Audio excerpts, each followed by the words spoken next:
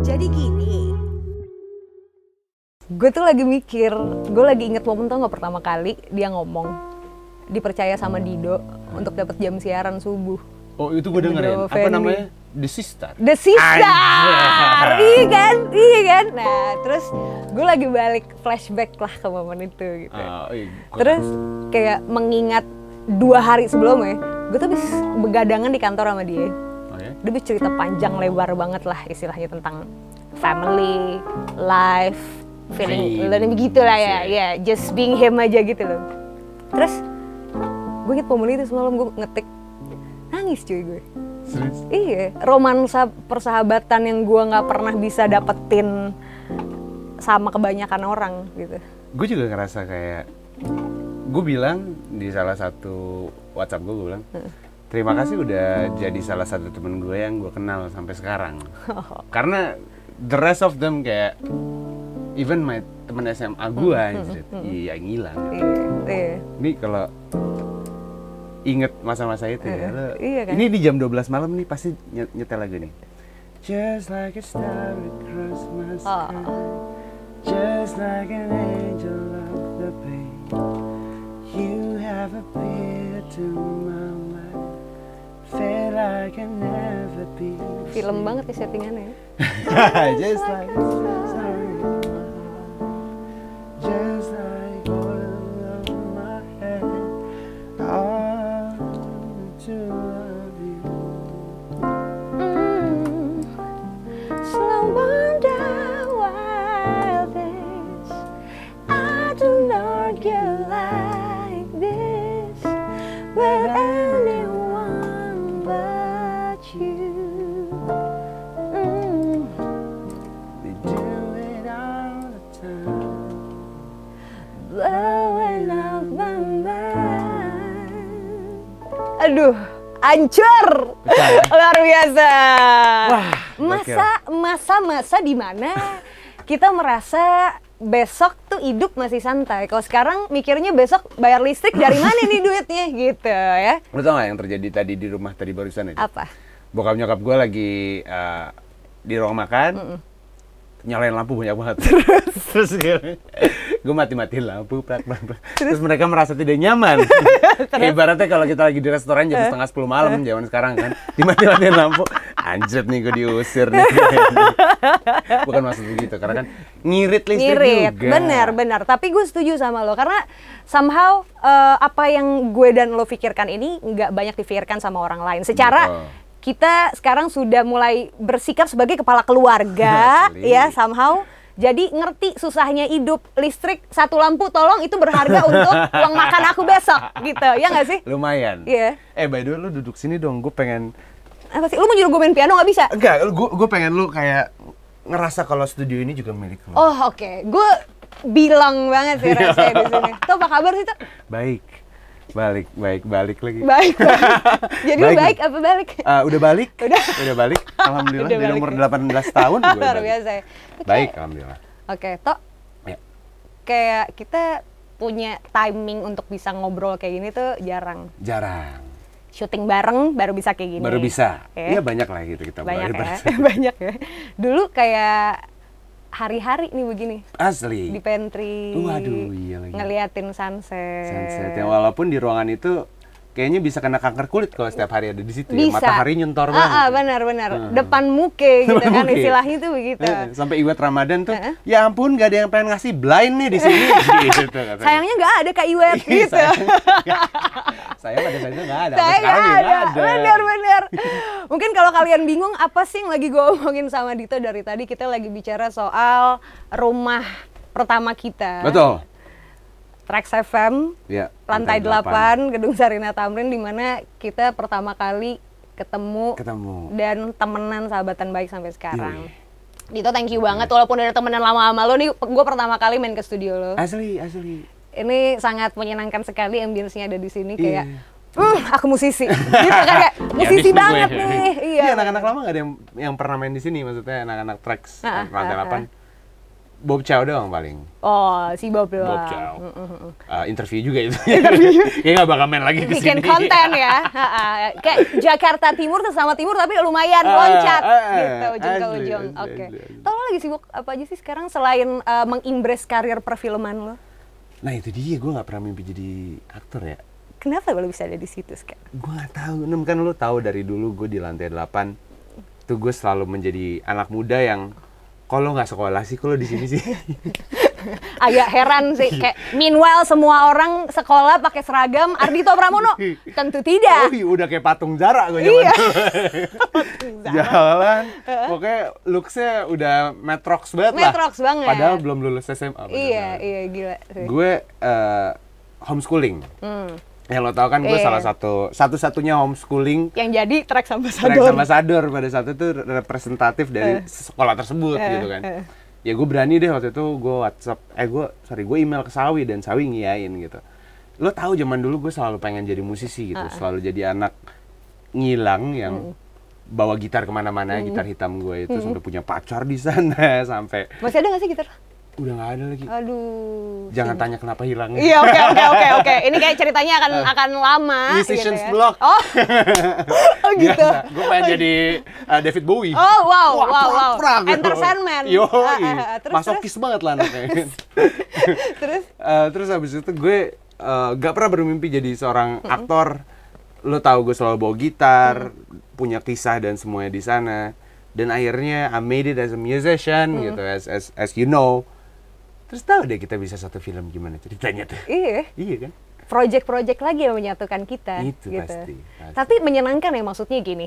Gue tahu bagaimana perjalanan lo dari pertama kali lo masih cabe-cabean bawah matahari gitu, ya kan? Asli. Lo datang siaran, terus kita nongkrong bareng sampai akhirnya sekarang gue di umur segini ngerasa Dito ini sudah bertumbuh jauh lebih dewasa dari usia gue.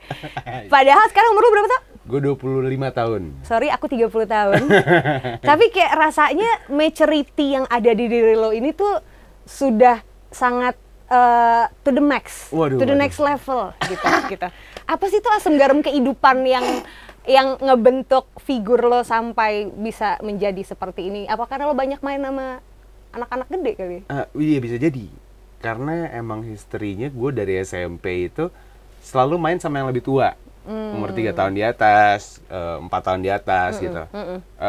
Hanya untuk gue bisa dapat dukungan, support gue sekolah di sekolah tersebut.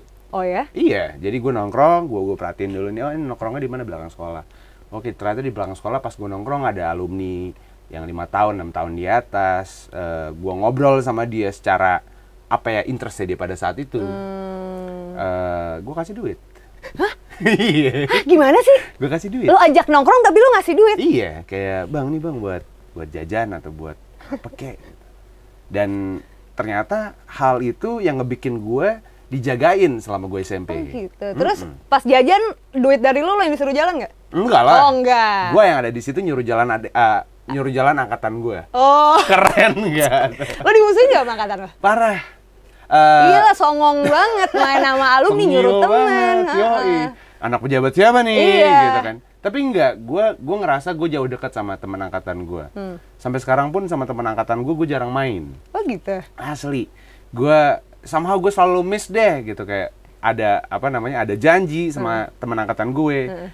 Nikahannya teman angkatan gue bilang reuni apa gitu. Oh gitu. Asli, bahkan nikahan baru kemarin gitu, kayak gue dijanji mau datang tapi anjrit nikahannya kemarin ya gitu. Selalu aja ada miss gitu, karena emang nggak dari hati. Nggak dari hati. Iya, meninggalkan kesan sih sangat ya.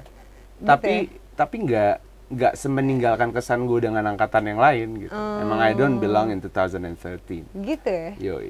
Jadi sebetulnya somehow lu memang ngerasa itu bukan pertemanan yang tepat aja pada saat itu. Yeah, everyone was really focusing on themselves, not dampak dari apa yang mereka lakukan gitu. Lo dibully nggak sih tuh? Enggak.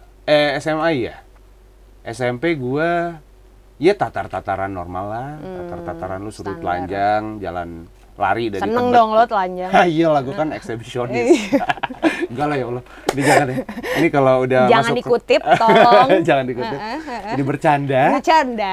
Kan kamu terlalu banyak bercanda. Iya. Abis ini ya sih. Tunggu ya. Nanti kan kawan.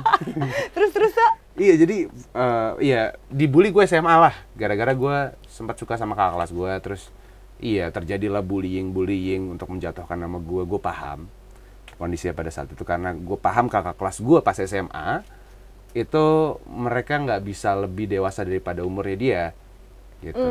Jadi gue ngerti apa ya, ketidakpedean dia untuk mengungkapkan itu. Jadi yaudah gue terima aja, gue dibully gitu. Oh ya? Iya. Lo nggak melakukan perlawanan, terus abang-abangan yang lo ajak nongkrong dan lo kasih uang itu pada kemana? Beda daerah, Nom. Oh, jadi pas SMP gue di Tebet, wah Tebet, Menteng, Pancoran tuh daerah gue tuh. Don't mess with me in there lah. Serem ya. Serem. Tapi pas gue SMA, gue sempet nge-apply juga untuk ke SMA di daerah Setiabudi lah, SMA Gaul, lo tau lah. 3. Terus di 3 gue nggak keterima, padahal name gue bagus. Terus di 8 gue nggak keterima juga. Akhirnya gue masuk ke SMA daerah Bekasi. Yang definitely bukan favorit daerah gue. Favorit sih karena National Plus ya. Internasional. Loncatnya jauh juga ya? Lumayan. Dari Setiabudi, mana lagi tadi? 8, Tebet, ke Bekasi. Sebelum gue ke Bekasi, gue juga sempat spend 1 bulan di sekolah sebelah rumah gue. Ada di daerah kampung sini juga namanya SMA 59. Gue adalah nomor 1 yang punya name tertinggi pada saat itu. Oh ya? Yoi. Jadi Ardhito Pramono ini pinter ternyata. Oh enggak, gue nungguin SMS-an pagi-pagi pas pacaran. Gitu. Tapi jujur ya, gue zaman SMA dulu kayak gitu, tetap aja gue lulus, nilai gue nggak bagus. Iya. Lu dapat bocoran nggak? Karena di era gue tuh bocoran tuh anyar banget. It was a really good business. Gitu? Parah. Lu ngejalanin bisnis bocoran juga? Oh enggak, gue merhatiin doang. Jadi kakak kelas gue yang dapat bocoran, kan 1 orang tuh kalau nggak salah 1 juta ya. Kalau nggak salah ya pada saat itu. Dan ya lu bisa bayangin 30 orang, 30 juta. Nyayur sih. Nyayur, kakak kelas gue langsung ke Bali gitu udah. Tapi gue inget ya, di lulusan pas lagi UN itu, malam ketika ujian matematika, gue belajar gitar tuh. Ini keren. Karena gue tahu gue nggak bisa matematika sedikit pun, dan gue benci gitu. Lo sempet ada thoughts ini nggak? Sempet kan ada yang bilang, kalau lo emang nggak bisa matematika, gitu kan. Coba lo bikin lagu dari aritmatika, sempet nggak? Serius? Enggak sih. Enggak sih. Gue udah lebih ke yang, ya Allah, seenggaknya ada sesuatu yang bisa Hanum hasilkan ya malam ini gitu. Walaupun bukan pelajaran yang masuk kotak, akhirnya gue bisa 7 kunci dalam 1 malam. Keren. Karena pressure toh. Iya. Pressure is a really good pondasi untuk bikin lo belajar ya. Otak lo akhirnya jadi kayak mau nggak mau kepaksa untuk ke stimulus doing something gitu. Dan jadi gitu. Karya terbaik gue adalah karya yang ditungguin deadline. Gitu ya? Yoi, kayak deadline-nya besok pagi nih, anjing udah jam 8 malam. Bikin. Ya udah bikin deh. Itu karya terbaik. Apa karya yang mana? Bitter Love itu salah satunya. Oh iya? Besoknya udah ditungguin present lagunya untuk anak-anak produksi kan, biar dapat feel-nya. Anjing jam 8 malam gue belum bisa bikin lagu lagi. Lu bikin lah. Jadi lagunya yang ngidupin gue sampai sekarang. Luar biasa. Bitter Love tuh project deadline tuh. Project deadline lah. Berarti lo nggak menamakan itu project Candi karena nggak. Lo got the emotion and dapat hasilnya. Somehow gue dapat emotion pada saat itu. Oke. Gila, gurihnya sampai sekarang tuh Bitter Love ya. Iya. Bitter banget. Bitter. Sampai jadi film. Sampai jadi film kemana-mana. Yang akhirnya ngebawa nama Ardhito Pramono sampai sebesar ini. Oke. Tok, back to kehidupan lo di beberapa tahun belakang. Oke. Gue sambil ngopi ya. Silakan dong. Enak juga nih ngopi sore-sore. Iya. Mantap. Jadi bagaimana sebelum menjadi Ardhito Pramono yang utuh, dulu lo adalah Detox. Wah gila, lo masih inget banget lagi nama gue yang itu. Jadi di Twitter kalau misalnya lo search zaman dulu, namanya Dito itu username-nya adalah @detox. Itu udah gaul banget. Itu tahun berapa itu ya? 2011 kan gue di track sama satu 2011 sampai gue memutuskan untuk tidak memakai nama Detox lagi itu tahun 2000 kalau nggak salah 13. Apa yang bikin lo akhirnya berpindah cara pikir bahwa oke, udah nggak waktunya untuk detox? Wah gila, itu gue menceritakan kondisinya pada saat itu malam hari. Gue masih kuliah pada saat itu. Terus di balkon gitu di apartemen gue berpikir gitu, apa yang ngebuat gue sampai sekarang itu nggak ngangkat ya? Gitu, ngerti nggak? Oh ya? Asli gue berpikir seperti itu. Karena lo udah lama nih ngejejakin karir ini untuk sampai. Iya, you know lah gitu, dengan detoxnya gue, dengan angan-angan gue untuk bisa menjadi rockstar ya kan. Apa ya? Oh, nama Twitter kali. Gue lagi di balkon gitu kan, gue sendirian. Terus? Nama Twitter kali, detox. Nggak boleh men. Sekarang itu bukan zamannya lagi nama gaul. Karena kan dulu ada tuh teman gue namanya Galih. Jadi Galih, Karin Novilda mungkin sampai sekarang masih survive jadi Karin, survive dia kan. Namanya Feng Shui-nya bagus. Aunya oke. Aunya oke. Detox nih, detox goreng nih kayaknya. Detox kan kayak detoksifikasi. Aduh, detox. Akhirnya gue caw lah, gue ganti nama Arito Pramono. Gitu. Di 2013 itu. Di 2013 meyakinkan diri. Terus? You gained the guts untuk ganti nama, hasilnya lo tuai nggak? Hasilnya gue tuai sampai sekarang. Kalau nggak nama gue masih detox sih. DJ Detox. DJ Detox. Iya. Kalau gue sepeda itu ya, tapi alhamdulillahnya gue menyadari dari gue awal lah. Gitu ya? Iya. Tapi semua orang pernah ada di masa itu lah. Pernah. Gak usah sedih, nama email Facebook gue sekarang apa ya? Apa? Hanumichi Sagurangi. Gara-gara gue cinta banget Slam Dunk. Aduh. Diplesetin kan si maksa ya. Yeah. Tapi nggak apa-apa. Semua memang pernah alay pada masanya. Betul, gitu. betul. Tinggal bagaimana lo melihat lo dimasakin aja masih mau alay apa enggak. Benar, gitu, benar. Kan? Alay itu bukan sesuatu yang itu ini proses kok pembentukan diri. Iyalah, jati kalau diri diasah lo. jadi pisau yang baik. Bener. Asal jangan jadi agar-agar. Jadi celurit belok deh. Bentuknya bengkok ya. Oke, Tok. Akhirnya sekarang lo ada di sini gitu. Lo ada di stage di mana mimpinya Ardhito sejak tahun masih menjadi detox dan sampai lo sudah dikenal sebagai seorang musisi besar. Alhamdulillah. Lo sudah dikenal sebagai aktor yang terpercaya gitu dengan acting lo gitu, film-film lo, film lo NKCTI terutama pecah laku di pasaran gitu. Dan ninggalin kesan yang begitu mendalam bahkan untuk gue gitu. Gue teman lama lo, nonton lo di situ, gue ikutan gedek sama lo. Gitu. Ingat gak lo ketemu lo, gue langsung gue tendang. Gue marah banget ngelihat Kale gitu, sebel banget gitu. Candika juga gitu. Iya kan? Iya. Semua orang merasakan tandanya lu berhasil kan. Iya. Means gitu kan. Maksudnya gue bukan anak film ya, tapi itu mungkin salah satu tolak ukur di mana akhirnya lu bisa bikin orang tuh ikut benci sama lo gitu. Iya. Karena lu melakukan itu. Iya, apa yang gue rasa sekarang ya. Gue nggak merasa banyak perubahan di hidup gue karena dulu tuh gue selalu sendiri dan sampai sekarang gue selalu menginginkan sendiri. Dari aspek semua pendengar musik gue, setiap gue buka Instagram yang nggak pernah sepi kayaknya. Maksudnya gue pasti dapat mention, Twitter juga pasti ada mention dan lain-lain. Tapi menurut gue itu it's just a human habit, nyari sesuatu yang nggak usah sebenarnya. Jadi gue baru nemuin sekarang sebenarnya saat gue buka sosial media, gue selalu tuh di sebelahnya pasangan gue buka sosial media gitu. Padahal dude, we got quality times together yang mungkin nggak bisa kita ulang, tapi kenapa gue buka sosial media yang sebenarnya nggak ada impactnya juga ke gue gitu. Jadi gue ngelihat semua ini mungkin karena zaman dulu gue masih teenager, gue menginginkan fame, kaya, banyak uang dan semuanya. Cuman saat gue udah dewasa, gue cuma pengen kaya. Lo nggak menginginkan fame lagi? Nggak mau. Karena lo udah dapet. Iya sih. Lo udah melewati stage itu ya? Iya. Tapi what does fame do to all the artists or musician in Indonesia?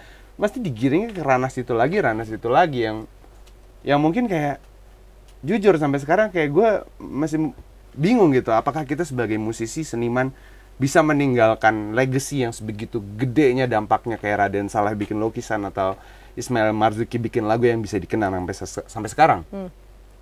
Nggak bisa ternyata, karena yang gue lihat gue nggak dibayar decent sama pihak publishing or copyrights atau siapapun yang bekerja di balik situ. It's not fair for the musician. Harusnya musisi kayak gue, musisi kayak Hesky, Hesky harusnya bisa Hesky bisa hidup dari lagu-lagu yang udah diupload di Spotify. Harusnya. Kenapa? Karena udah terjadi DLA. Dan gue, salah satu album gue, connect agregatornya nggak sama agregator di Indo. Agregatornya, gue dari London, what I get monthly Num, dari satu album yang nggak beken-beken amat. Monthly I get a fortune to live with 2 people in Jakarta. Monthly. Sebut jumlah. Perkiraan. $1.500 sebulan. Dari album kedua gue yang gak beken-beken amat kok. Maksudnya lagunya di situ yang beken malah album sebelumnya gitu ya. Oh ya? Iya. Oke. 1.500 monthly. Monthly. Lo bisa ngidupin banyak orang sih di sini. Parah, 1.500 kalau misalnya lo tinggal di kota besar kayak Jakarta, lo bayar kosan paling mewah, lo dapat di Setiabudi bisa 5 juta, 6 juta, itu udah mewah banget. The rest, lo bisa spend it for your food, man. Itu dari satu album, Itu sampai sekarang? Sampai sekarang.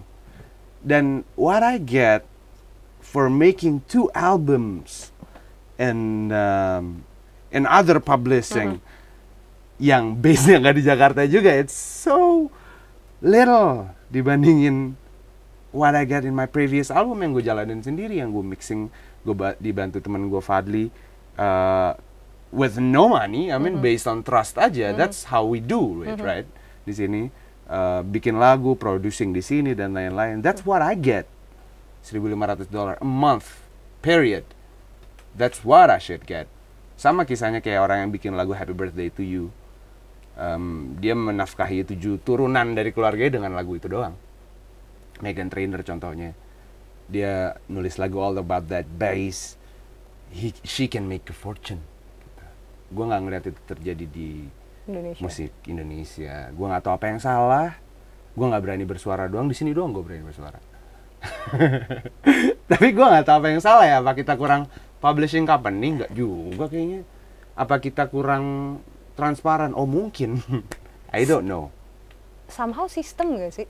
Yeah. Akhirnya lo akan kembali lagi ke sistem. Bagaimana ya takut salah juga nih ngomongnya ya. Cuman maksudnya the way sistem yang sudah berjalan ke sekarang, bagaimana mereka mempublish artis, hubungan dan produser dan record company ataupun publishingnya tuh kayak belum tercipta ekosistem yang bagus. Benernya. Bener.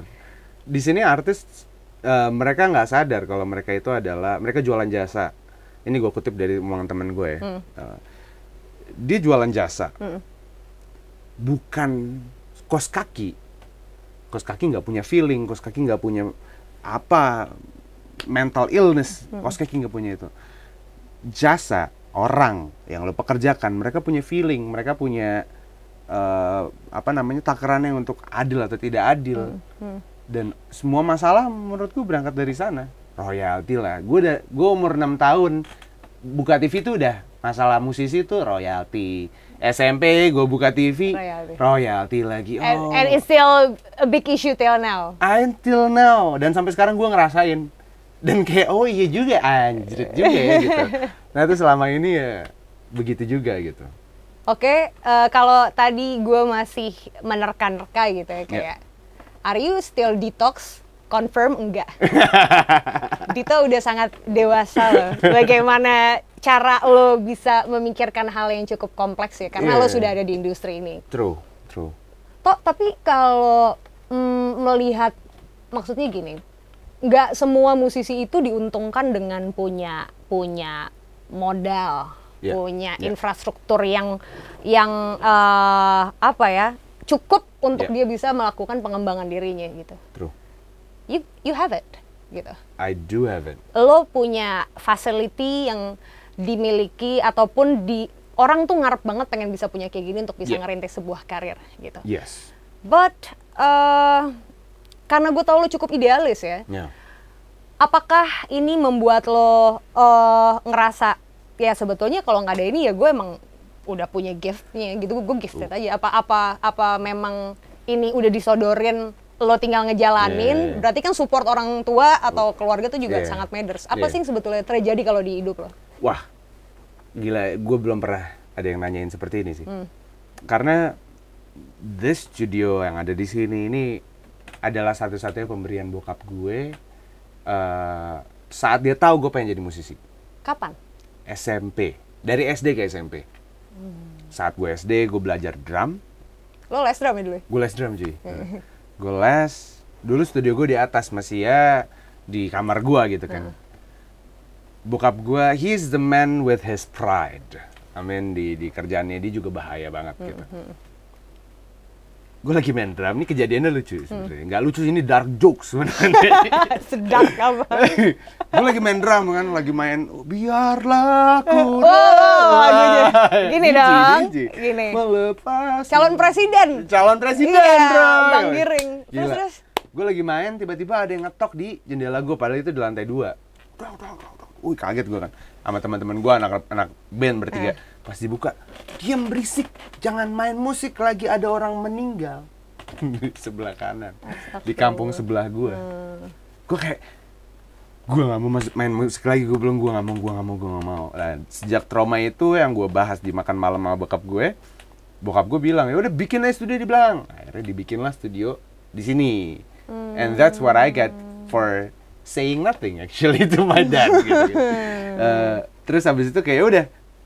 Gue tidak menyadari studio ini berperan sangat untuk karir musik gue sampai gue selesai kuliah dan gue pengangguran gitu, karena sejak SMP dibangun studio ini, kita masuk ke sini sama teman-teman SMP cuman main-main aja, main band dan lain-lain, tapi gue nggak pernah ngehargain spot atau tempat dari studio ini. Akhirnya kosong lah gitu, selama 5 tahun studio ini sempat kosong.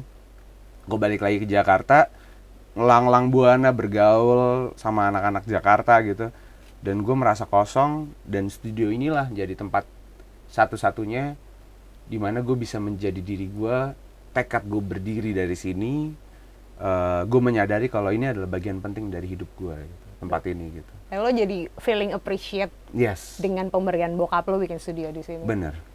Tapi kan lo nggak sendiri, lo juga punya kakak dan lo juga punya adik gitu. Iya. Apakah mereka juga punya rasa ataupun ngerasa ya? Ini kan bokap bikin buat kita rame-rame atau cuman lo doang yang akhirnya memvalue studio ini sebegitunya? Ini adalah main cave semua orang, studio ini. Oh gitu? Iya. We watch movie in here, gue dan adik-adik gue dan kakak gue yang udah nikah. Kadang-kadang kakak gue kalau yang udah nikah mau kabur sama bininya ke sini gitu kan, kayak nonton film atau enggak we do a bit of karaoke thanks to Om Leo. Seru banget. With the screen gitu, kayak ini main cave gitu. Jadi kalau nggak ada studio ini, kita nggak tahu sih, maksudnya gue bakalan spend the rest of my life sitting in that room with the misery gitu, kayak nggak bisa gue. Makanya ini adalah salah satu pemberian bokap gue yang gokil banget, dan thanks for saying me that gitu. Gue nggak pernah menyadari kalau misalnya gue tuh adalah musisi yang dimodalin sebenarnya. Thanks for saying that. Gitu. Gue nggak maksud sih. Nggak apa-apa. I mean, maksud gue gini. Pas pertama kali gue balik lagi ke studio ini 5 tahun yang lalu, cuman ada, ini lampu nggak nyala nih. Cuman gue ngerakit lampu taman, gue copotin ya kan. Terus gue tancepin ke salah satu stand drum gitu. Udah gue taruh sini 500 watt gitu. Udah nembak aja gitu. Di sini gue diem aja ngerokok, bikin lagu gitu. Terus akhirnya gue bertekad untuk oke, gue kalau misalnya punya duit lagi, gue harus hidupin nih studio lagi. Dan akhirnya gue I bought the equipment, Steinberg ini semuanya dan lain-lain, kayak iya gue harus berdiri sendiri, walaupun bokap gue pada saat itu bilang enggak untuk gue beli equipment ya. Karena bokap gue juga kayak enggak lah gitu pada saat itu. Jadi gue support sendiri juga pada saat itu. Have you ever say thanks karena tempat ini yang bikin Ardhito ada di sini sekarang? I haven't, dan belum sih sebenarnya, karena the relation between me and my dad itu nggak sedekat itu. Not like American dreams or you know what American family does gitu kan.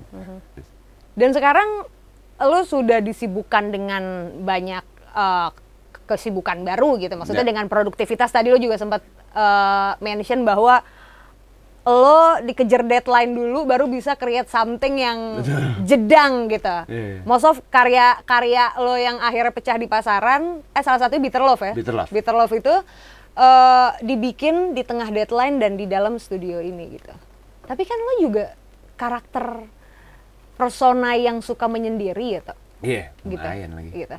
Apa sih dalam kesendirian dan produktivitas lo itu yang lo rasakan dan maksudnya orang kadang gini loh, maksudnya seniman itu seneng gitu ya untuk nyari inspirasi apa segala macam sendiri gitu. Kalau Ardhito tuh treatment macam apa sih yang bikin lo untuk tetap produktif di momen kesendirian lo itu? Kadang-kadang random juga ya. Gue sempat jadi langganan salah satu bar di Jakarta Selatan yang menyuguhkan live musik. Live musiknya keren dan barnya gak menjadi pilihan pertama anak-anak Jakarta Selatan lah. Protokol Covid dempet banget. Maksud gue anak-anak Jakarta Selatan sekarang kan ke daerah CBD, Senopati. Gue enggak, gue ada di Jakarta Selatan tapi di bagian sananya. Ngerti nggak lo? Di bagian sananya yang orang-orang juga, gue males ke daerah sana. Di situ kadang-kadang gue bisa menemukan inspirasi dari gue ngobrol sama orang yang ada di sebelah gue, atau gue ngobrol sama stranger, di mana gue punya hubungan darah sama stranger itu, gue nggak pernah tahu. Gila gak sih? Kayak, aja lo ternyata saudara gue nyet, tapi kayak kita ketemu di bar. Ya? Orang ketemu tuh lebaran, jadi ketemu keluarga di bar. Di bar. Jadi kayak, wah gila sih, gue suka banget that part of my life yang I can say it's a reckless life gitu. Gue balik, I have nowhere to go, I have a car, parkir, tapi gue memilih untuk jalan kaki untuk nyari makan. That's the kind of life that I want. Gitu. That's the kind of life yang bisa ngebikin gue ngejejek di jalanan. Tapi maksud gue gini, dengan fame, dengan semua yang udah lo gapai sekarang, itu adalah hal yang gak umum dilakukan oleh seorang sosok yang sudah seperti Ardhito Pramono. How come? Gimana lo masih bisa tetap melakukan itu? Gue ngerasa gue dilindungin aja. Hal dimanapun gue berjalan gitu, gue ngerasa terlindungi karena gue yakin Jakarta tuh gak sejahat itu kok gitu. Untuk orang yang gak punya duit sama sekali, untuk orang yang bener-bener gak punya kerjaan, hidup di Jakarta, tidur di jalanan, gak semengerikan itu sama sekali. Karena gue masih bisa ketemu friendly people out there, dimana gue kayak berhenti di halte, terus gue ngobrol sama orang yang tidur di halte. Mereka memandang Jakarta tuh nggak mengerikan itu gitu. Ibaratnya gue nanya toilet, dia nunjukin toilet di mana, dianterin gitu. Itu yang gue suka dari bagian Jakarta yang udah terlupakan. Gue ngeliat Jakarta sekarang glamor banget soalnya.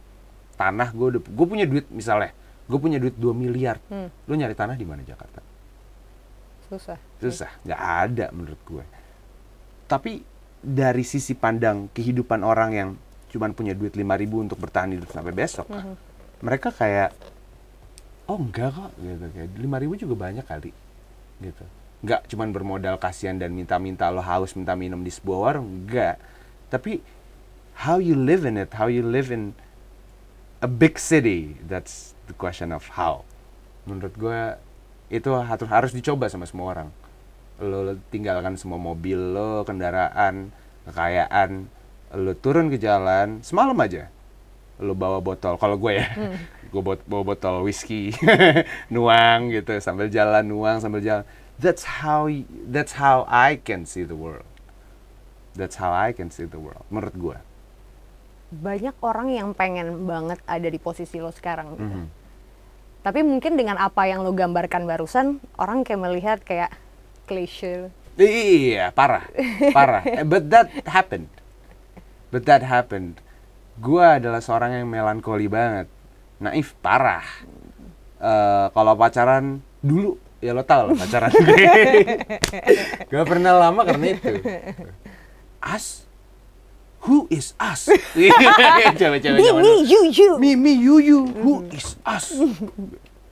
there's no us in Ardhito Pramono relationship ya? Iya, enggak, gue yang bertanya seperti itu. Tapi cewek-cewek itu yang bertanya, enggak. Who is us? Selalu begitu. Tapi gue selalu menjadi orang yang klise banget. Tapi gue nggak seklise bucin-bucin kayak aku bisa mati nih kalau nggak ada kamu. Siapa tuh? Siapa tuh? Banyak yang kayak gitu. Banyak banget. Kamu nggak gitu kan? Terus lanjut. Gue nggak seklise itu tapi gue klise untuk diri gue sendiri dan gue nggak ngerugiin orang lain. Gitu ya? Yoi, gue mau jalan di jalanan sendirian. Publishers gue, Dito nelfon di mana? Gue nggak ngangkat, tapi kan nggak ngerugiin siapa-siapa. Bener. Iya kan, gue nggak pakai Rolex kok.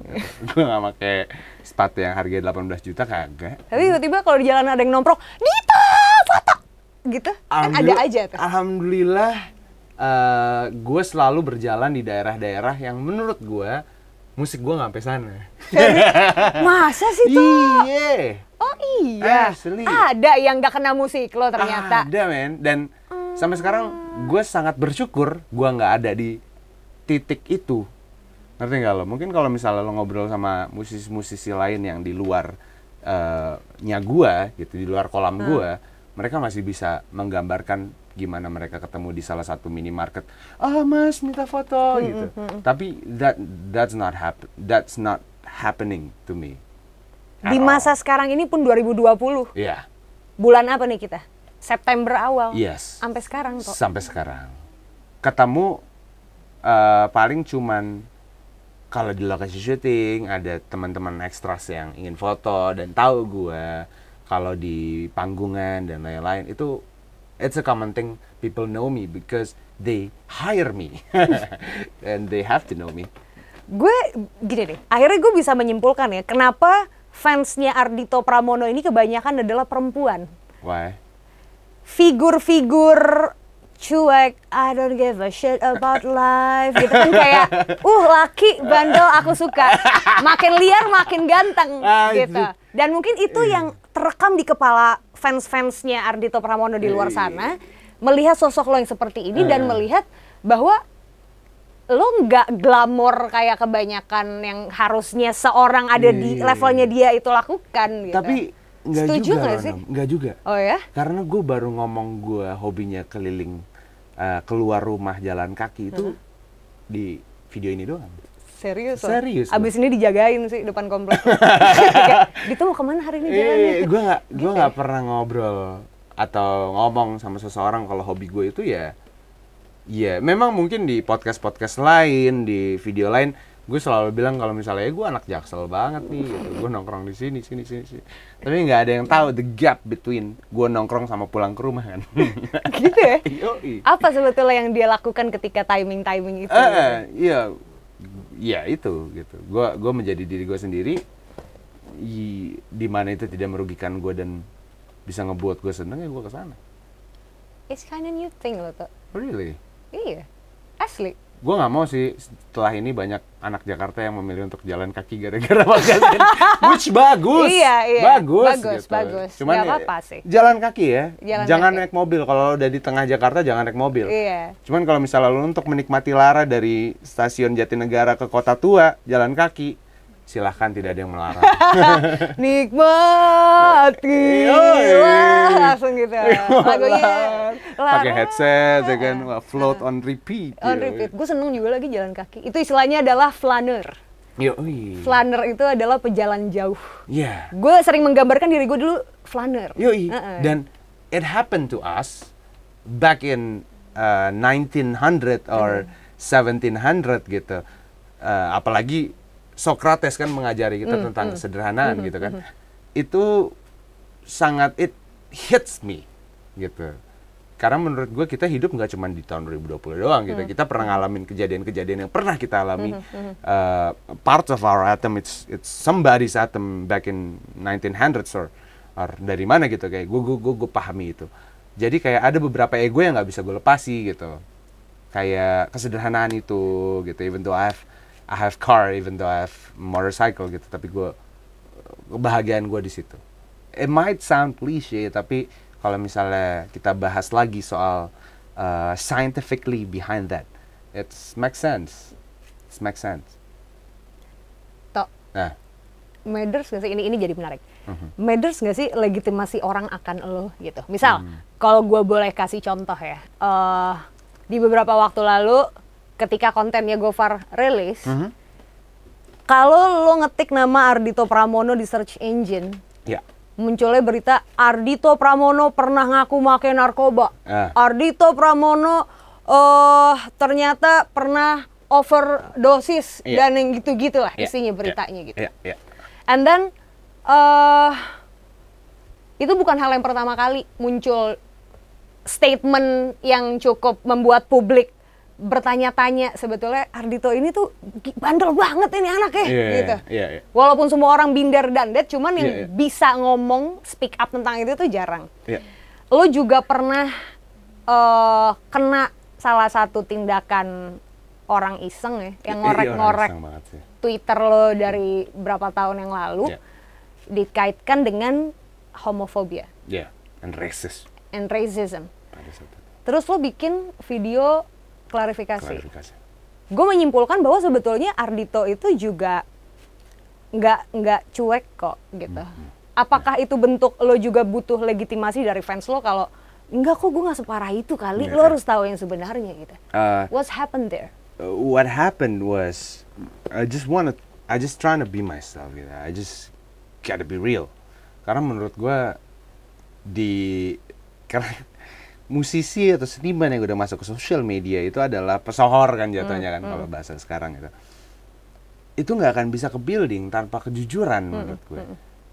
What happened was ketika gue bilang sama Gofar, I was a user,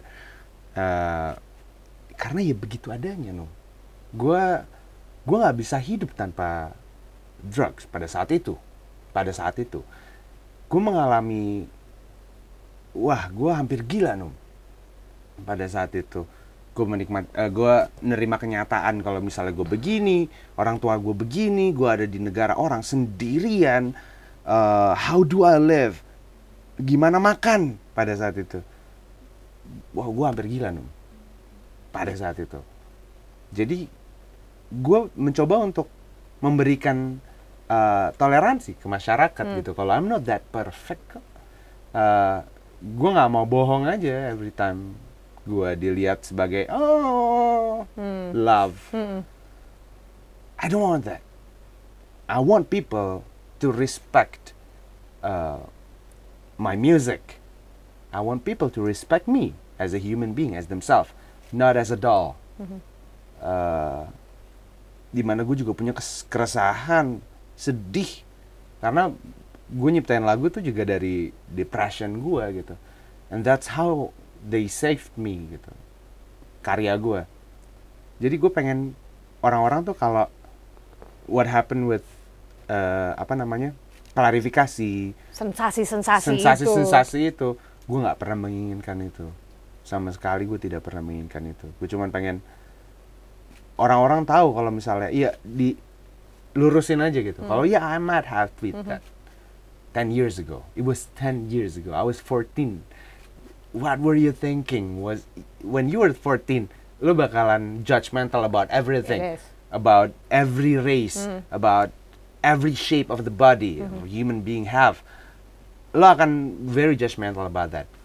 Dan gue ngelurusin kalau gue nge-tweet itu, gue ngaku salah. Gue minta maaf. Gue 14 tahun pada saat itu tinggal sama nenek gue. Nenek gue tuh umur 70 tahun. Dia adalah seorang, she was very racist. Karena Profesor Emil sendiri pernah bilang, Emil Salim? Iya. Di podcastnya Pak Gita. Oke. Endgame. Profesor Emil bilang, di luar negeri, orang-orang Jawa, orang-orang Manado, mereka punya perkumpulannya sendiri. Yang gue ketua dari perkumpulan kerabat Jawa di Sydney. Wow. So I know how teori kekitaan dan kekamian itu terjadi pada saat itu gitu. Mungkin yang gue menangkapnya salah gitu ya. Menangkapnya kita sebagai community, kita nggak bisa ngelihat komunitas lainnya, dan kita tinggal di satu suburbs yang di tengah-tengah suburbs yang agak jadi kayak kalau misalnya gue pulang naik kereta gitu ya, suburbs ini sama suburbs ini tuh pasti lagi berantem. Oh ya, tawuran. Tawuran. Dan itu bukan orang Australia asli gitu, itu dari ras tertentu yang sampai di rumah eyang gue setiap gue pulang, gue selalu didoktrin kalau jangan temenan sama anak-anak itu, jangan temenan sama orang-orang itu, jangan temenan. Jadi gue selalu kedoktrin tentang itu, tentang all that racist thing. Gitu. Jadi pas gue umur 14 tahun, I was racist. I admit it. Gue pernah nge-tweet itu, I admit it. Yes, I tweeted that. Tapi it was me 10 years ago. Even 11 years ago. Gitu. Jadi semua orang pernah ngerasa itu, dan gue sekarang nyet cewek gue aja Cina. Cewek gue aja Chinese. I develop businesses with Chinese Arabs. Me myself, gue Arab. Lu udah Arab ya? Oh gila. Terus kayak, jadi gue ngerasa kayak rasis bagian mananya cuy. Oh iya emang gue nge-tweet itu gitu. Cuman ya I need a bit of understanding of my followers dengan gue ngebikin klarifikasi. That's the thing. Ardhito Pramono. Ya. Kayak lagi di sidang. Iya. Kamu lulus. Oh iya. Oh iya, alhamdulillah. Party. Gitu. Gitu nggak sih hidup lo dulu? Kagak lagi. Gue lulus aja udah. Iya, gue inget tuh. The moment gue lulus kuliah pada saat itu, gue celebrate cuman sama dua temen gue. Itu juga flatmate gue. Oh ya? Gue beli champagne, gue beli whiskey, terus kita celebrate di rumah, di apartemen gue pada saat itu. Udah bertiga doang. Besokannya gue pulang deh pagi. Berarti lo termasuk orang yang keep your circle small ya? Very. Oh very, ya? very, very. Apa? Trust issues atau lo memang tidak nyaman untuk berada di tengah banyak orang gitu? Gak trust issue juga sih, karena gue kan extrovert sebenarnya, I'm a Gemini. Tapi gue ngerasanya kalau misalnya gue sharing my feelings to everyone, suddenly it runs out aja gitu. Kayak gue ngerasanya gue adalah sebuah sponge. Bob nggak? Nggak. Oh, nggak. Tapi gue tweetnya sih SpongeBob ini. Jadi gue bisa ngerasain, gue bisa nge-absorb other feelings gitu. Very empathically turn on lah by everyone's present gitu. How's your family? Ketika Ardhito pulang ke keluarga, lo menjadi sosok yang seperti apa sih tuh? Karena tadi lo sempat ngomong bahwa lo juga nggak dekat-dekat banget sama bokap karena bokap karakternya keras gitu. Gimana dengan relationship lo antara kakak adik dan juga nyokap? Depends. Kalau kakak adik gue, I can be a really good model of a really good brother. Oh ya? Yeah. I took advices, terus I give them advices. Tapi kadang-kadang gue juga bisa jadi yang, gue moody banget. Gue bisa jadi kakak yang jahat banget, gue bisa jadi kakak yang baik banget. That what happened to my older brother juga, bisa jadi sahabat, bisa jadi enemy. Kita musuhan lebih dari 3 tahun. Oh ya? Asli. Tapi diem-dieman ada peristiwa-peristiwa yang gak enak pada saat itu. Kayak. Tapi kalau ke orang tua gue selalu menjadi that satu orang yang lo bayangkan selalu diem di satu meja makan gitu. Tapi gue nggak pernah punya suara untuk diri gue sendiri. Karena apapun yang gue omongin selalu menjadi sesuatu yang nggak akan mereka pikirin. That what makes me special, I guess. Karena setiap gue nanya ini, nggak pernah mereka tanggepin karena menurut mereka itu adalah satu ide yang konyol. Tapi gue ungkapin juga, and mereka nyadarnya sekarang. Setelah berapa lama? Setelah 4 tahun. Kalau ide-ide yang gue keluarkan untuk perusahaan bapak gue pada saat itu adalah sebuah ide yang bagus juga untuk anak perusahaan bapak gue pada saat itu. Tapi mereka tidak menyadari, sampai sekarang ada buktinya baru kayak, oh iya gimana kalau kita dengerin obrolannya Dito pada saat itu, kita take the thing seriously and make that happen, we're gonna be rich as fuck. Tapi it doesn't happen, it's not happening. Legit dan terbukti dan akhirnya sekarang lo sudah didengar. Ya, alhamdulillah. Lo tadi juga bilang bahwa bagaimana lo menciptakan karya-karya lo ini dari depresi, dari momen-momen di mana lo ada di titik terendah, mungkin entah itu di level mana gue nggak tahu, cuman depresi is part of your life. Gimana lo deal with it? Karena gak semua orang mengerti bahwa dia ini lagi ngalamin depresi dan gak semua orang itu paham bagaimana cara keluar dari situ. Oke. Banyak banget yang ngerasain depresi, I know. Karena gue pernah di umuran segitu juga. Lahir di keluarga yang begitu juga, maksud gue yang kayak kita middle class, we have everything. Tapi depresi itu bisa muncul ke siapa aja sih, That what happened to myself juga. Tapi yang gue bisa tangkep dari semua pengalaman gue yang gue jadiin pelajaran sampai sekarang, I had my suicide attempt. Gue pernah mencoba untuk bunuh diri gue sendiri karena gue nggak ngerasa belong di kehidupan yang ini. Pada saat itu gue berpikirnya seperti itu. Gue nggak tahu behind that curtain itu bakalan ada apa. I don't know. I have no idea pada saat itu. Tapi gue mengalami banyak spiritual experience yang gue dapetin. Itulah pentingnya agama. Itulah pentingnya pondasi, tiang gitu kalau di agama itulah pentingnya. Dan gue bisa alamin, dan yang ngebuat gue berubah banget sampai sekarang om gue sih. Tiba-tiba om gue datang saat gue had my suicide attempt yang ketiga pada saat itu. Lo udah 3 kali berarti 3 kali untuk nyoba bunuh diri. Yeah, it's tragic, klise banget pada saat itu. Kenapa gue bunuh diri ya? Kenapa gue pengen bunuh diri? Klise. Tiba-tiba om gue datang dengan Vespa-nya dia, terus dia bilang, dia bawa salah satu coklat. Gue punya pertanyaan nih. Apa? Jangan deh. Soalnya gue gak mau nyebut brand. Oh iya benar. Ada satu coklat. Placement dulu dong. Oh iya, placement dulu. Ada satu brand coklat gitu, namanya Repetisi lah. Kayak dor-dor. Tapi gitu. Dia bawa coklat itu, terus dia bilang, kenapa lu bawa coklat ini ke sini ya? Lu tahu gue lagi hancur banget lah.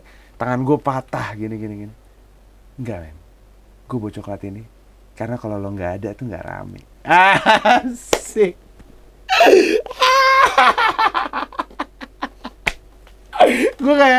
gue pengen ngakak tapi kayak, wah lo keren lo gitu. Dia tahu aja cara gimana ngebangkitin orang yang lagi hancur gitu, kayak, karena kalau lo nggak ada lo nggak rame, men. Nah ini keren banget. Apa pekerjaan om lo, apa yang om lo lakukan? Om gue tuh sebenarnya gue bisa bilang dia adalah filsuf di hidup gue. Parah, dia suka banget sastra. Dia kuliahnya sastra juga, ngambil sastra dan hukum pada saat itu. Dia yang ngajarin gue filosofi kehidupan, poin-poin kehidupan. Dia ngajarin gue. Padahal secara kerjaan juga jauh. Dia kerjaan di military juga gitu. Cuman itulah jiwa filsufnya yang bisa dikeluarkan ke gue, tuh cuma bisa keluar ke gue doang. Karena pertanyaan-pertanyaan gue yang nyeleneh gitu. Dan dia suka gitu. Tunggu, ini plot twist banget gitu ya. Gue kayak udah ngejaga mood gue untuk kayak, lo pernah nyari pertolongan gak? Datang Omnya bilang gitu kayak, wow. Wah itu keren banget. Pertemuan gue yang paling keren karena pas saat that attempt happened, mobil gue hancur, gue dibawa warga masuk rumah sakit. Bokap gue juga di rumah sakit pada saat itu. Nyokap gue lagi di Sydney menghadiri the funeral of my granddad. Terus habis itu, gue lagi hancur banget di rumah sakit gue. Ditanyain nomor telepon siapa yang bisa dihubungin. Gue cuman hafal nomor telepon mantan gue doang pada saat itu. Karena kan gue gak punya cewek pada saat itu. Nyokap gue lagi di Aussie, bokap gue lagi di rumah sakit, gak mungkin gue telepon. Di Aussie jam berapa pada saat itu? Masuk rumah sakitnya gara-gara suicide attempt. Iya lagi kan, hancur lah. Nggak mungkin, iya. Terus habis itu gue yang hafal cuma nomor telepon mantan gue. Pas gue telepon mantan gue, dia cuma bilang, gue nggak pernah kenal sama yang namanya Ardhito Pramono, jangan telepon gue lagi. Banting handphone gue? Mana bisa gue banting? Oh itu gue hancur banget. Serius tuh? Hancur banget. Oke Tok. Ya. Cukup kompleks ya ketika semua orang melihat Ardhito dari spotlight gitu ya. Maksudnya mata publik yang melihat sosok musisi besar seperti Ardhito yang sudah juga merambah dunia film gitu ya, dan lo gain kesuksesan di situ gitu. Orang melihat Ardhito yang ada di spotlight, tapi pembicaraan kita kali ini gue berhasil ngerek lo keluar sedikit dari tempat itu dan memanusiakan lo bahwa lo cuman just human being gitu. Ternyata yang mungkin teman-teman di luar sana alami juga, Ardhito ada di stage itu, Ardhito juga mengalami itu gitu, dan masih dealing with it. Gitu ya. Terutama tadi tentang bahasan kita soal psychologically matters. Walaupun ada om lo di situ. Ada om gue. Ada om lo yang seru banget. Bawa coklat. Bawa coklat. Gak ada, lo gak rame. Gitu. Tapi mungkin sedikit pesan aja untuk teman-teman yang mungkin pernah mengalami hal yang sama atau lagi dalam fase yang sama gitu. Lo pasti pernah minta bantuan profesional dong, Tok? Pernah. Apa hal pertama yang lo lakukan? Mungkin ini bisa juga jadi contoh yang cukup bijak untuk teman-teman. Early warning system di diri mereka tuh, mereka harus melakukan apa ketika mereka ada di fase ini? Iya, gue nggak nganjurin langsung ke psychiatrist ya. Karena dia adalah dokter yang punya izin untuk ngasih lo obat. Dan obat itu adalah hal yang nggak dibutuhin untuk manusia normal. Seperti yang lo nonton kita sekarang, video sekarang. Lo adalah orang normal karena lo masih bisa mencerna apa itu benar dan buruk. Obat yang dikasih psychiatrist, buat gue itu mematikan imajinasi, mematikan kreativitas. Gue pernah take that drug, and I addicted to it. Itu mematikan banget cuy. Apa efek yang lo rasain ketika lo konsumsi obat dari? Gue jadi kayak orang bego nih. Oh ya? Maksudnya gue kayak bengong aja, gue gak bisa nemuin nada. Kok hidup gue tuh kelihatannya grey ya, abu-abu gitu. Sekalinya berwarna banget, kayak overwhelmed, gue gak bisa bikin lagu. What best that you can do adalah, menurut gue, ngomong ke orang tua lo. Seburuk apapun orang tua lo, dia adalah yang tahu lo dari kecil. Nggak akan miss juga gitu, menurut gue. Kalau lo jujur ya, whatever happens to you. Dan setelah lo ngobrol sama orang tua lo, you take time for yourself, think for yourself. In my case, I like to be drunk. I love alcohol. I'm an alcoholic. I was drunk, alone, gather around the pieces of my broken heart gitu, pada saat itu. Dan gue bisa mendapatkan kedamaian dari situ. Bukan kedamaian ya, sorry gue ralat. Gue bisa mendapatkan pemikiran-pemikiran gue yang gue pakai sekarang itu dari, ya itu ya udahlah, udah move on aja gitu. Dan kalau menurut gue, semua orang punya state-nya masing-masing. Setelah depression, mereka akan suka sendiri. Pas sendiri mereka kebingungan. That's when I found God, spiritualism yang gue bilang ke lo.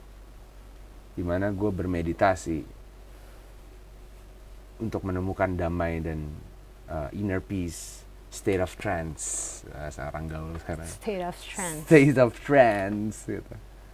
Di situ gitu. Jadi dimana lo bermeditasi, kalau gue dengan gue berzikir, gue mengingat kembali Tuhan gue siapa. Itu bisa mengingatkan gue as a human being. Kalau lu cuman segini, lu hanya, tugas lu hanya berserah, nggak yang lain-lain. Gue ciptakan ego, gue ciptakan semangat dan lain-lain, bukan untuk overwhelmed gitu. Lu cuman berserah aja tugas lu. Oke.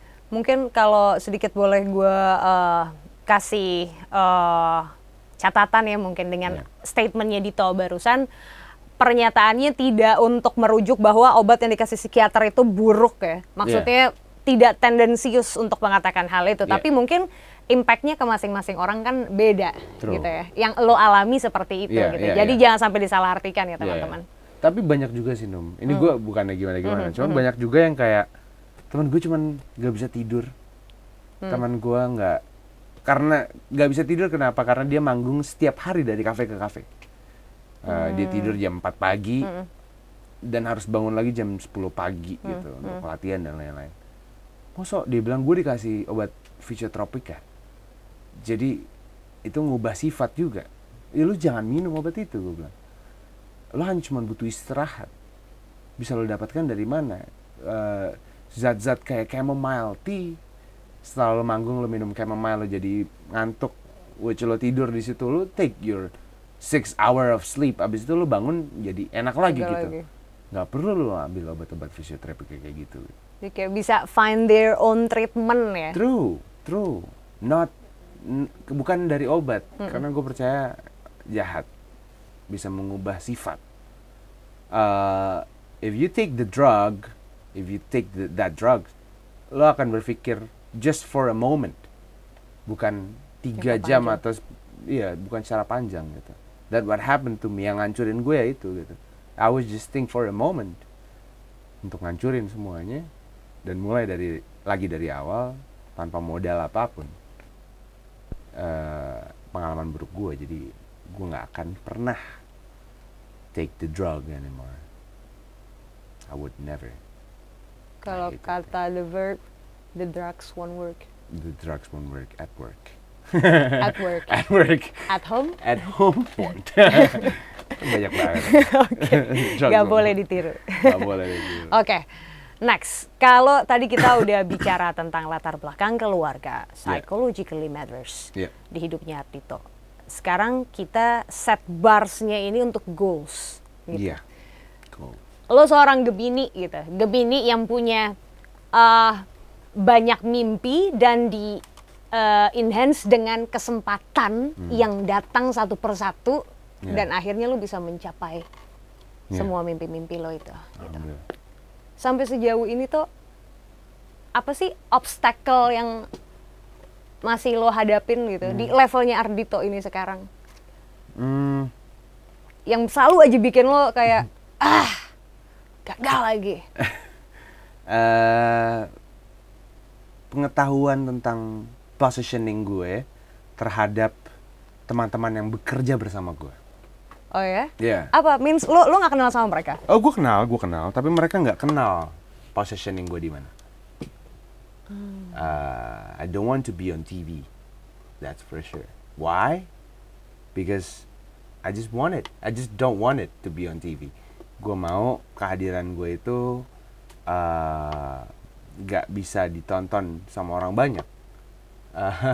Anda eksklusif. Kamu eksklusif, Ardhito. Iyalah, gue ngepost lagu cuma di Apple Music doang. Nggak, di Spotify nggak semua Apple Music. Eksklusif gue. Iya. Harus bayar 300.000 dulu biar bisa denger lagu gue. Mahal. Enggak lah gitu. Tapi gue pengetahuan kayak brand gue tuh nggak cocok dibawa ke sini gitu. Brand gue nggak cocok ditawarin podcast sama ini gitu. Makanya most of the podcasts are coming from me.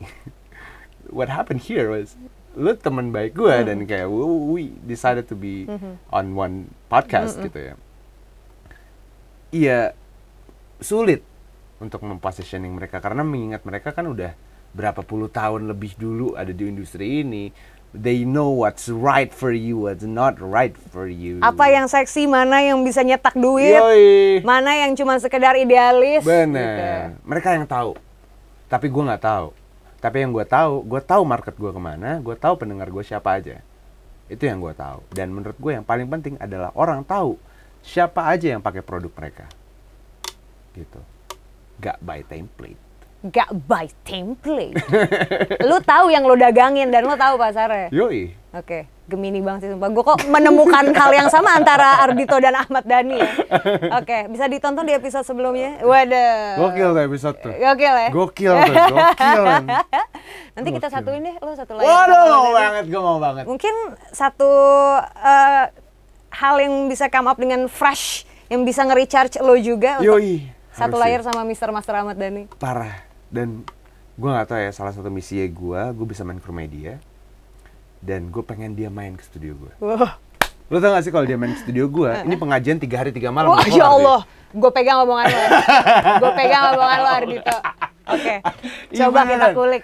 Gue bikin 3 hari 3 malam pengajian Ahmad Dhani ke studio gue gitu. Oke. Satpam gue tuh seneng banget pasti. Asli. Oke. Tok, apa sih Tok yang masih belum kesampaian sampai sekarang? Oke. Kesampaian sih alhamdulillah sih dengan orang-orang yang gue tanya gitu ya. Kan misi gue zaman dulu gue mau masuk di jazz kan adalah sebuah genre yang unik ya, yang kita sukai ini ya. Orang-orang cenderung udah lupain nih jazz. Saat gue tanya orang-orang 70-an juga kayak mereka nggak mau ngebahas gitu tentang perjalanannya Sam Saimun atau Bing Slamet atau P. Ramlee atau kenapa P. Ramlee pindah ke Malaysia. We never know, right? Mereka nggak pernah mau ngomong dan angkat bicara soal itu. Gue tanya sama senior-senior juga seperti itu, sama jawabannya. Tapi menurut gue jazz itu adalah musik rakyat yang menyuarakan suara rakyat, gitu kan. Yang harus didengerin menurut gue. Karena pas gue tanya sama yang gue, oh iya dulu kalau dengerin lagu jazz itu di radio anak muda. Kalau dengerin lagu keroncong itu di radio orang tua. Radio rakyatnya gitu. Oh berarti jazz pernah se-impact itu ya di zaman-zaman itu. Dan dari keinginan gue itu udah terwujud sebenarnya Num sekarang Num. Kayak banyak anak muda sekarang yang mendengarkan lagu gue. Which means gue bisa ngasih the taste of jazz di sana gitu. Whatever they say out there about my music. Tapi at least gue udah melakukan itu. Tapi kalau misalnya ditanya lagi apa yang gue mau, gue pengen bisa menyejahterakan bukan cuma gue doang gitu. Tapi gue, keluarga gue, tim gue pengen diikat sama tim gue pengen bikin kos-kosan buat anak-anak band gue, ngerti gak lo? Gue pengen mereka tinggal di sana, you play with me aja, kita do it by contract. Kok posesif? No, I mean maksud gue kayak we do it by contract.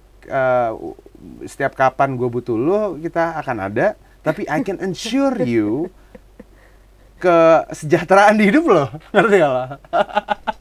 Lo posesif? Enggak, that's what happened with Frank Sinatra, Num. Frank Sinatra juga gitu, apa namanya? Playernya juga digituin. Frank Sinatra posesif. Nah, dia kayak Gemini juga. Iya. Jadi ya dibuatin satu penginapan dan gue pengen menyejahterakan gitu kru gue yang sekarang banyak banget yang jadi jualan, which bagus sih. Cuman gue pengen ngeliat mereka ada di situ aja gitu, ada di situ gitu. Enggak mereka yang mencari jati diri sebagai musisi lagi. Kasian. Yang gue bilang soal musisi di Indonesia nggak bisa ninggalin legacy, cuman ke anak cucunya doang bisa ninggalin legacy. Makanya gue pengen bikin damn impact itu ke mereka. Kalau musik itu it's your main sources in life gitu. Talking about impact, lo ingin memberikan impact gitu. Tadi lo bilang jazz sebagai musik rakyat di masa itu. Kalau gue tarik kata-kata rakyatnya aja sama impactnya. Belum lama ini nama Ardhito Pramono menjadi sangat impactful di tengah kisruh influencer, buzzer, dan juga Omnibus Law, RUU Cipta Kerja, dan akhirnya dari sekian banyak nama-nama public figure yang ada di sana, nama lo cukup prominent. Gue gak ngerti why. Dan lo jadi cover salah satu media besar di Indonesia dengan karikatur khas ya. Itu keren banget. Orang bilang, sampai saudara gue bilang kayak, wah ini gila nih, nggak boleh nih gini-gini, wah kurang ajar. Tapi for me, it's a legacy. It's a legacy for me though. Gue sampai minta sama salah satu orang yang kerja di sana gitu. Aku minta karikaturnya dong, minta frame-nya dong. Maksudnya kayak itu adalah kisah dari hidup gue gitu. Gue nggak bisa ngomong apa-apa lah karena iya gue nggak mau cari masalah nom. Tapi what happened was it just based of pertemanan banget. Kita tahu teman kita yang ini, kita kenal teman kita yang ini. Saat dia butuh bantuan ya kita bantu. Nggak peduli berapa jumlah yang akan dia kasih. Dan pada saat itu dia pede banget ngasih jumlah segitu. Dan itu rate lo atau yang dia mau kasih ke lo untuk postingan itu aja? Itu rate gue karena basisnya pertemanan. Ya udah segini aja. Harusnya lebih mahal dari 10 juta. 15. Oh 15. Gue ralat 15 ternyata. Gue balikin 15. Okay. Iya, jadi gue pada saat itu gue cuma dibilang gue suka banget sama lagu lo yang 9 to 5. Karena itu suara rakyat banget. Working class hero. Working class heroes, motherfuck banget lah. Gue ngerasa pas gue menciptakan lagu itu, gue ada di posisi itu. Memang gue pernah ada di posisi itu, nom. Kerja dari jam 9 ke jam 9 sebagai anak agency, nggak pernah tidur, kerjaannya bangun mulu. Ada loadingan syuting, gue bikin lagunya every night. Gue cabut ke tempat-tempat gaul minum dan lain-lain. Gue balik ke kantor lagi. Gue pernah merasakan itu selama 2 tahun. And it was amazing buat pengalaman gue. Akhirnya gue ciptain lah lagu 9 to 5. Dari 9 to 5 ternyata banyak yang nangkep kalau misalnya gue anti omnibus law. Pernah ada satu artikel di mana yang bilang kalau misalnya pernyataan Ardhito dari lagu 925 itu adalah pernyataan suara hati rakyat, suara hati buruh. Gue kayak wow. Nyokap gue langsung bilang ke gue, WhatsApp, Dito hati-hati, ada satu artikel yang bilang kamu tolak omnibus law, sedangkan kamu tidak tahu apa-apa tentang omnibus law. Ini setelah atau sebelum campaign itu? Sebelum jauh. Oh, oke. Sebelum jauh. Terus gue bilang, oke, gue akan pelajarin tentang omnibus sama nyokap. Terus gue nanya nyokap, iya omnibus itu adalah, gue gak ngerti, akhirnya gue belajar sama salah satu temen gue yang paham. Tapi gue gak paham juga. Terus ngerti gak lo? Jadi gue gak paham juga dampaknya. Akhirnya lu sebetulnya lu ngeiyain kerjaan ini ya for the sake of traffic business lu aja kan? For the sake of traffic business and promotional thing for my song 925. Karena gue gak ada materi promo pada saat itu, terus gue pengen bikin promo terus dibayar, why not? Tapi lu sempat mengkritisi gak sih ketika manajer lo ini ada job nih, tapi dari ini jaringan bonus demografi kalau gue nggak salah. Setuju. Nama itunya kan ya, Betul. JDB itu. JDB. Terus kampanyenya gini. Lo nggak sama sekali ada pikiran apapun ke sana? Oh enggak.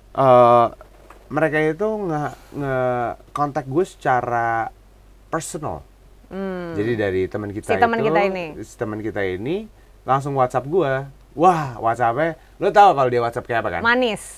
Iya. Tok, gak gue balas. Tok, sampai 12 kali section tok.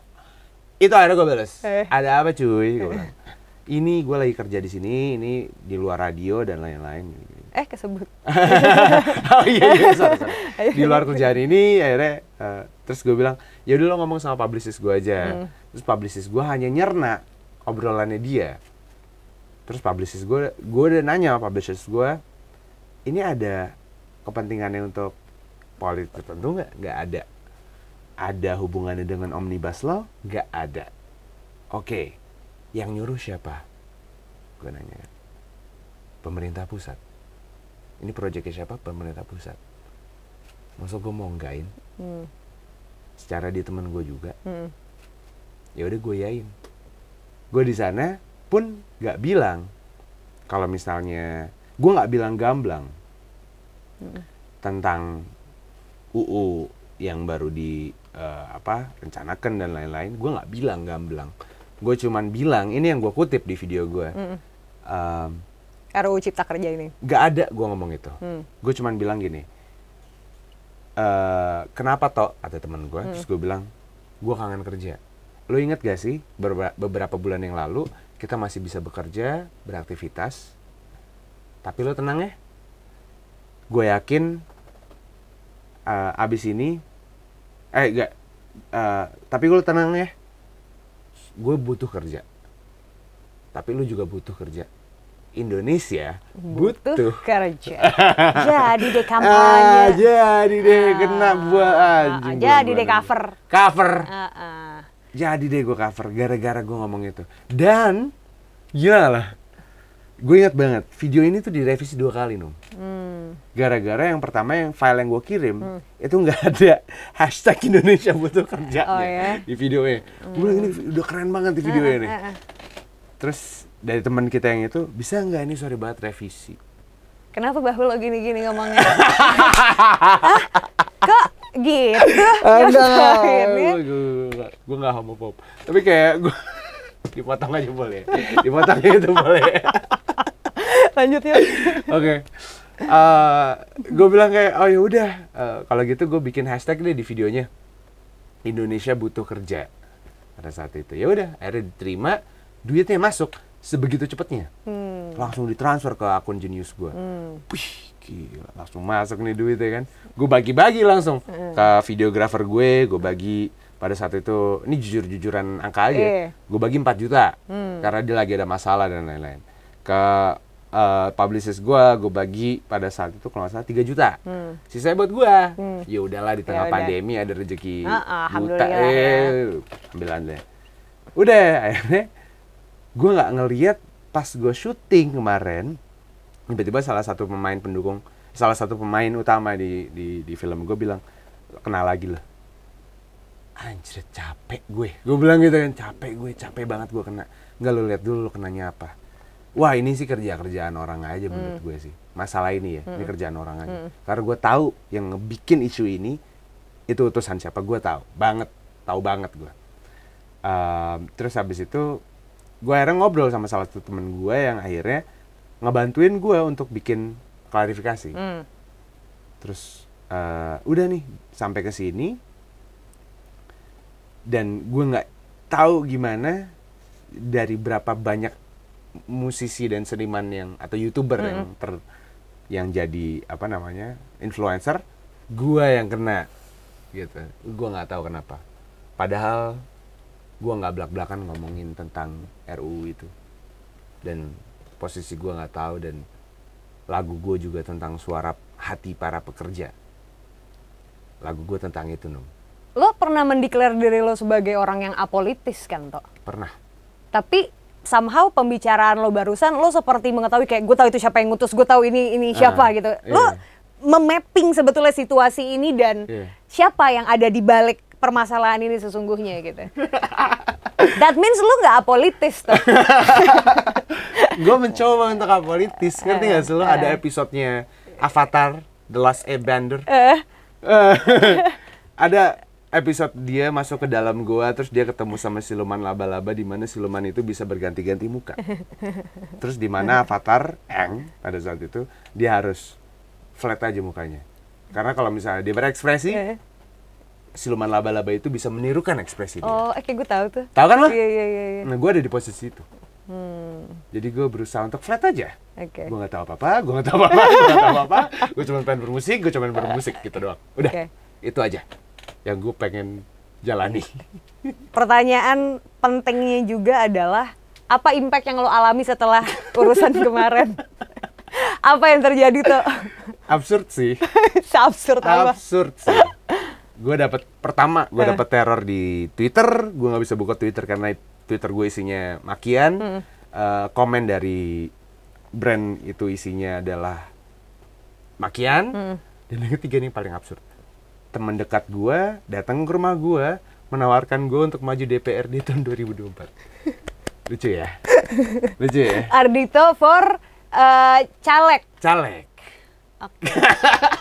Terus lo sambut dengan apa? Gue sambut ajakan itu dengan teriakan ya kali nyet.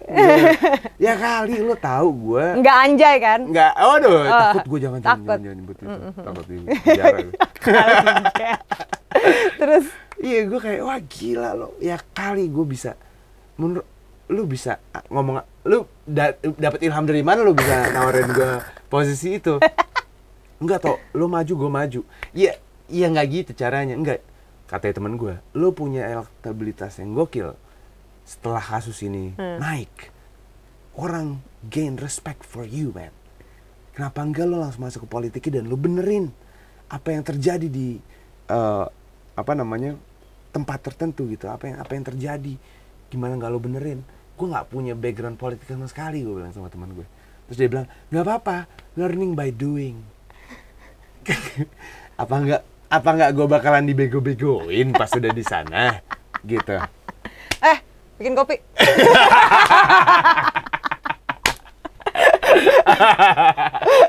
I see. Akhirnya ajakan itu berujung dengan ketawa-tawa aja. Ketawa-tawaan aja, tapi kayak dia masih kekeh, gitu. Dia masih kekeh bilang kalau misalnya, wah gila lah kalau lo dapet DPRD di sini, lo bisa ngubah musik kayak ini sih, lo bisa ngubah. Kenapa sekarang gini-gini? Kenapa? Lo bisa sih, Tok. Menurut gue, lo adalah salah satu politisi dari musik jazz independen. Masuk ke partai politik. Gokil. Dan itu nggak cuma satu parpol, Tok.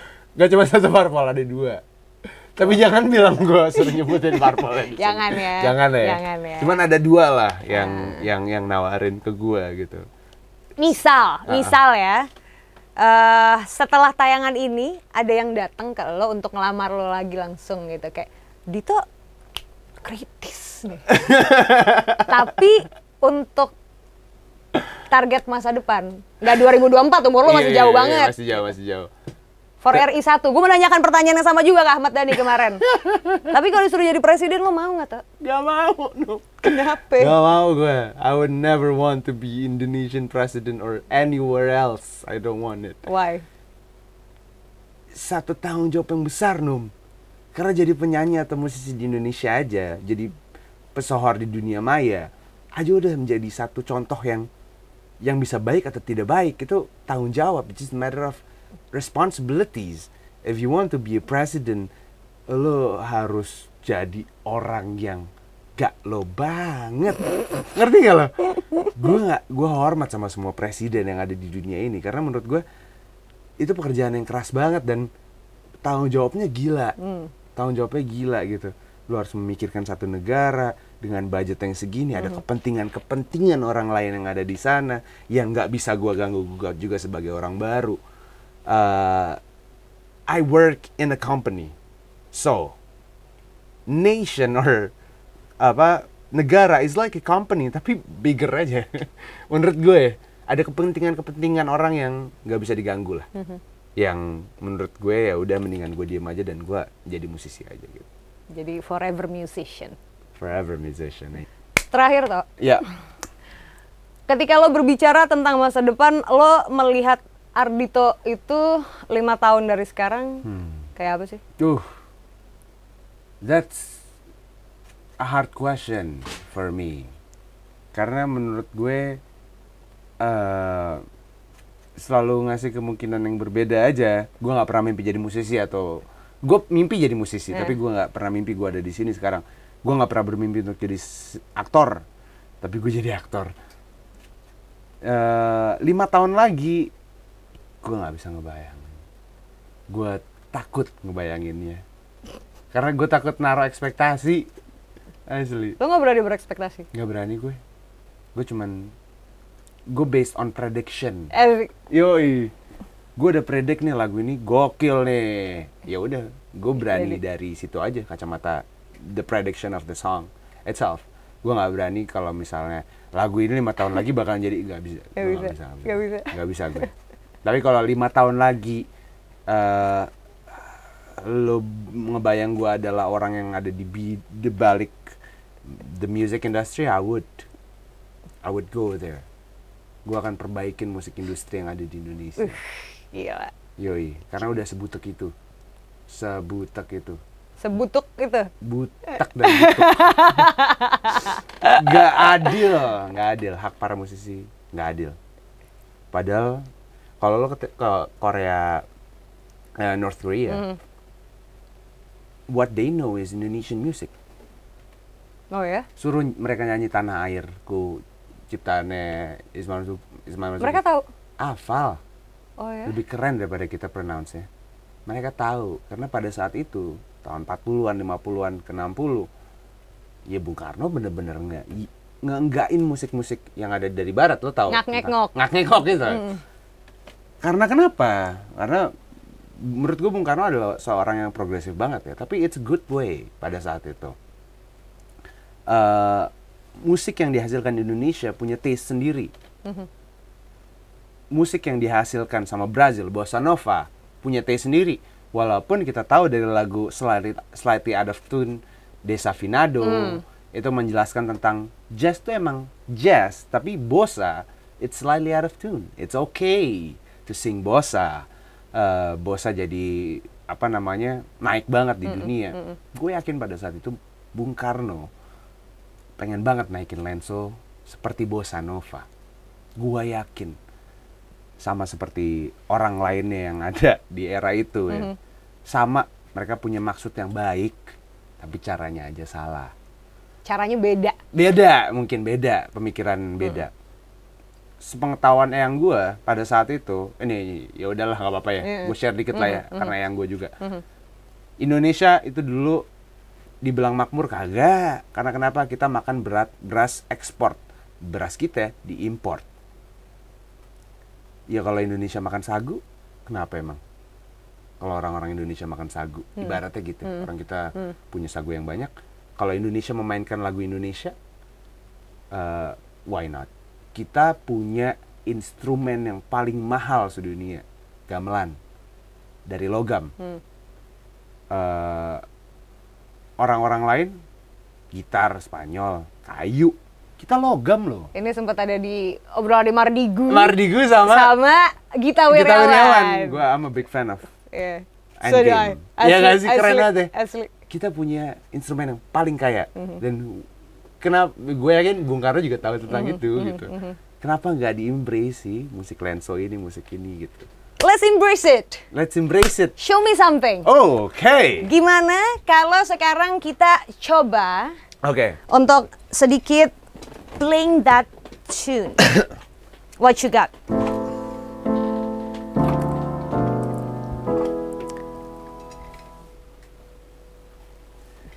Satu malam di Jogja. Wow. Ketika keretaku tiba, remang-remang cuaca, tertegun aku tiba-tiba dua mata memandang, seakan dia berkata, lindungi aku pahlawan daripada si angkara murka.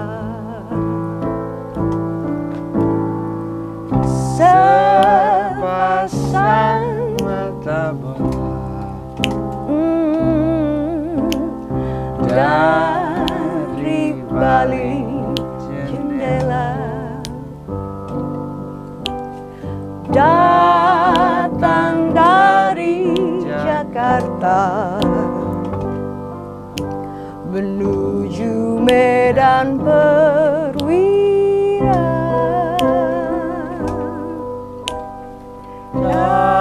Kagumku melihatnya, sinar sang perwira rela, hati telah pikat. Semoga kelak kita berjumpa pula.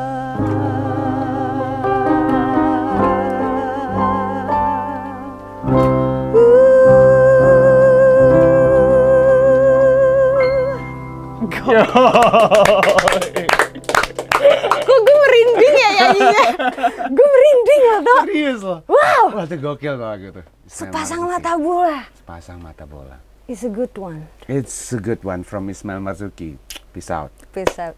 Sorry. Kasih gue another tune. Mungkin kita bergeser sedikit ke musik-musik jazznya, referensi musik-musiknya Dito mungkin ya. Oke. Tetap minor ya? Tetap minor. Dark banget sih. Oh enggak jadi dark.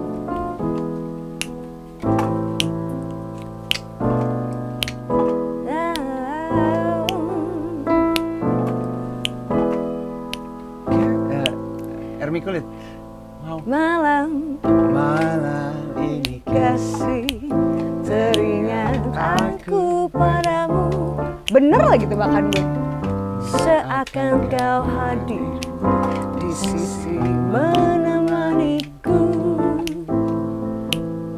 yang kehilangan diri ini akan jauh tiada sepi. Ku lewati hari di dalam mimpiku.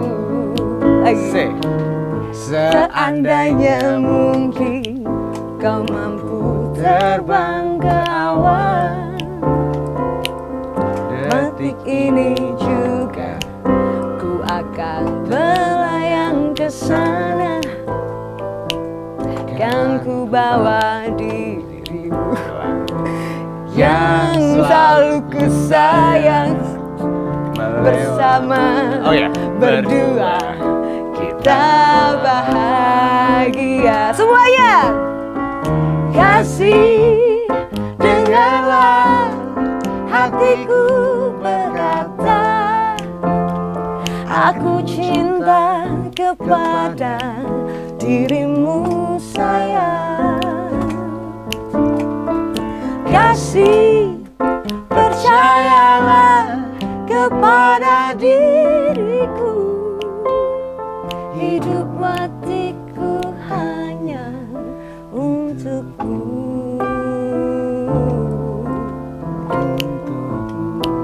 Untukmu.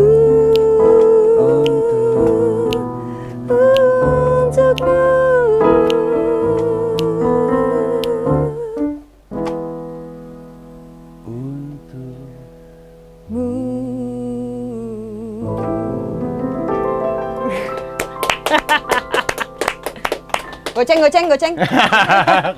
Kolekan.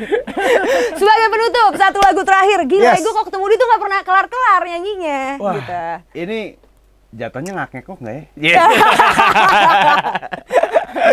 Coba kita dengar. Tapi gue suka banget lagu ini, Nem. Kayak ini lagu cowok banget menurut gue. Cowok banget? Cowok banget. Apa sih?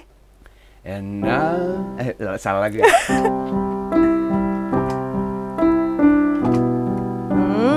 I Did It My Way. Ahmad Dhani suka banget lagu ini. Gue pernah ngeliat videonya dia. And now the end is near, and so I face the final curtain. My friend, I'll see it clear and state my case, of which I'm certain. Our plan, each other calls, each careful step along the byway, and more, much more than this, I did it my way. Dan aku tak tahu apa yang terjadi. Pecah suara. Antara aku dan kau, yang ku tahu pasti ku benci untuk mencintaimu.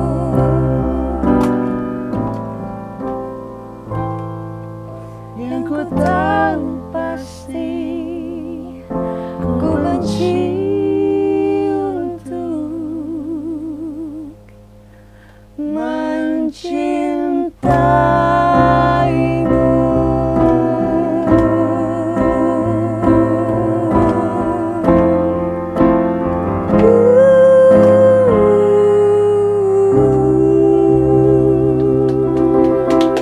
Bisa ke situ lagunya ya? Bisa ke situ.